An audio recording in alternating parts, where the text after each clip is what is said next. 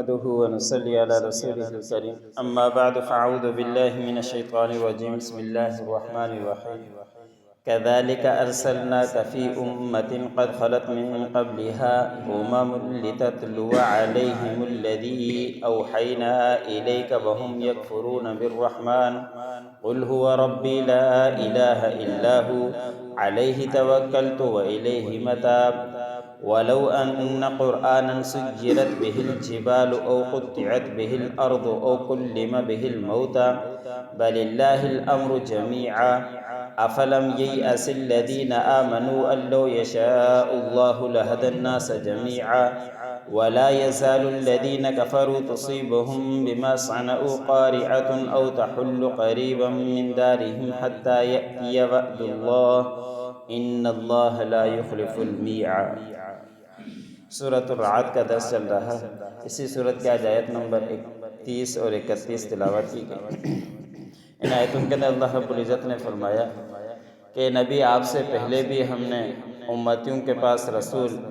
نبی بنا کر بھیجے ہیں، اور آپ کو بھی ایک امت کے پاس رسول بنا کر بھیجا ہے تاکہ آپ ان کے اوپر تلاوت کریں جو آپ کے اوپر وحی کی جاتی ہے، ان کو پڑھ کر سنائیں جو آپ کی طرف وحی کی جاتی ہے۔ اور یہ لوگ رحمان کے منکر ہیں، اللہ رب العزت کا انکار کرتے ہیں اور کہتے ہیں کہ رحمان کون ہیں۔ تو ان کو یہ قرآن پاک تلاوت کر کے اور ان کی پوری حقیقت ان کو بتلا دیں کہ رحمان کون ہیں۔ پھر ان سے کہہ دیجئے کہ جو یہ رحمان کا انکار کرتے ہیں تو کہہ دو کہ وہی میرا پروردگار ہے، اس کے سوا کوئی معبود نہیں، اور میں اسی کے اوپر بھروسہ کرتا ہوں اور میں اسی کی طرف پروردگار کی طرف رجوع کرتا ہوں۔ انسان کو یہی چاہیے کہ جو اپنے اختیار میں ہیں وہ سارے کام کر لے، اس کے بعد اللہ رب العزت کے اوپر توکل کرے۔ ایسے نہیں کہ خود کچھ نہ کرے اور بیٹھا رہے اور کہے کہ میں اللہ کے اوپر توکل کیا، یہ توکل نہیں ہوتا۔ امام الانبیاء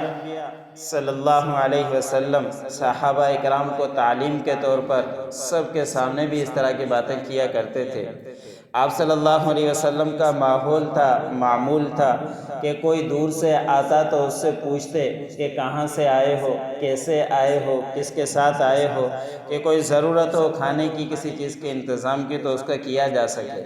ایک دن ایک شخص آئے اور دور سے آئے تو آپ صلی اللہ علیہ وسلم نے وہی سوال ان سے کیے کہ کہاں سے آئے ہو، کیسے آئے ہو اور آپ کے ساتھ کون ہیں۔ تو سب باتیں بتانے کے بعد انہوں نے کہا کہ میں اونٹ پر آیا ہوں۔ تو آپ صلی اللہ علیہ وسلم نے فرمایا کہ اونٹ کو کہاں کی کیا ہوا اونٹ کا؟ تو انہوں نے کہا کہ میں اللہ کے اوپر بھروسہ کر کے میں ایسے چھوڑ کر آ گیا ہوں۔ آپ صلی اللہ علیہ وسلم نے سختی کی کہ یہ توکل نہیں ہے، یہ اللہ کے اوپر بھروسہ نہیں ہے۔ پہلے آپ جاؤ، ان کو ٹانگوں کو اچھی طرح کہیں باندھ دو، اور باندھنے کے بعد پھر اللہ کے اوپر بھروسہ کرو، پھر اللہ کے اوپر توکل کرو۔ تو پہلے یہی چیز ہے کہ پہلے ہمیں اپنے اختیار کے اندر جتنے کام ہیں وہ کریں، اس کے بعد اللہ رب العزت کے اوپر توکل کریں اور اسی کی طرف رجوع کرتے رہیں، جیسے کہ نبی کریم صلی اللہ علیہ وسلم بھی رجوع کیا کرتے تھے۔ تو ہمیں بھی چاہیے کہ کوئی بھی مسائل ہوں، پریشانی ہوں، فوراً 2 رکعت صلاۃ حاجت پڑھ کے اللہ رب العزت سے مانگیں، ضرور اللہ رب العزت وہ چیز نوازیں گے۔ اگر ہمارے حق میں ہوگی اور جائز ہوگی تو ضرور بضرور نواز دیں گے۔ اگلی آیت کے اندر اللہ رب العزت نے فرمایا کہ یہ کافر لوگ آپ صلی اللہ علیہ وسلم کے پاس آتے، کبھی کس طرح کا شوشہ چھوڑ دیتے، کبھی کوئی شوشہ چھوڑ دیتے کہ بس نبی کریم صلی اللہ علیہ وسلم کو کسی طرح پریشان کرتے رہیں۔ کبھی آتے اپنے خواہشی معجزہ مانگ لیتے کہ یہ ایسا معجزہ ہو جائے۔ ایک دن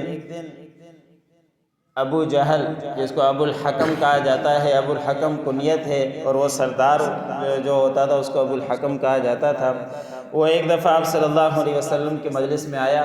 آپ صلی اللہ علیہ وسلم کے مجلس میں کچھ نہ کچھ صحابہ اکرام بیٹھے ہوا کرتے تھے، تو اپنے ہاتھ میں کنکریاں لے کر آ گیا اور آ کے کہنے لگ گیا کہ بس ان کا مقصد تو یہی تھا کہ میں اس طرح چھیڑوں گا تو بس لوگوں کے ہاں وہاں ہو جائے گی، بس مذاق اڑاؤں گا، ان کا مقصد تو یہی ہوا کرتا تھا۔ تو کنکریاں لے کر آپ صلی اللہ علیہ وسلم کے مجلس میں آیا، آ کے کہنے لگ گیا کہ آپ مجھے بتلاؤ کہ میری مٹھی میں کیا ہے تو میں مسلمان ہو جاؤں گا، میں کلمہ پڑھ لوں گا۔ حضور صلی اللہ علیہ وسلم نے فرمایا کہ سوچ لو۔ انہوں نے کہا کہ ہاں میں کلمہ پڑھ لوں گا۔ آپ صلی اللہ علیہ وسلم نے فرمایا کہ اگر میں نہ بتلاؤں، یہ آپ کے ہاتھ میں، وہ خود بتلائیں، پھر آپ کیا کہو گے؟ تو اس کے بعد انہوں نے کوئی جواب نہیں دیا، وہ کنکریاں ہی بول پڑی اور اللہ رب العزت کی تسبیح انہوں نے بیان کی۔ حدیثوں کے اندر آتا ہے کہ سبحان اللہ پڑھا یا لا الہ الا اللہ پڑھا تو غصے کے اندر ابو جہل نے ان کنکریوں کو اٹھا کر پھینک دیا کہ آپ بھی ان کی طرفدار بن گئی ہو۔ جو ایمان نہیں لاتا ان کے پاس جتنے بھی معجزات آ جائے وہ نہیں مانیں گے۔ تو اگلی آیت کے اندر اللہ رب العزت نے فرمایا کہ کافر لوگ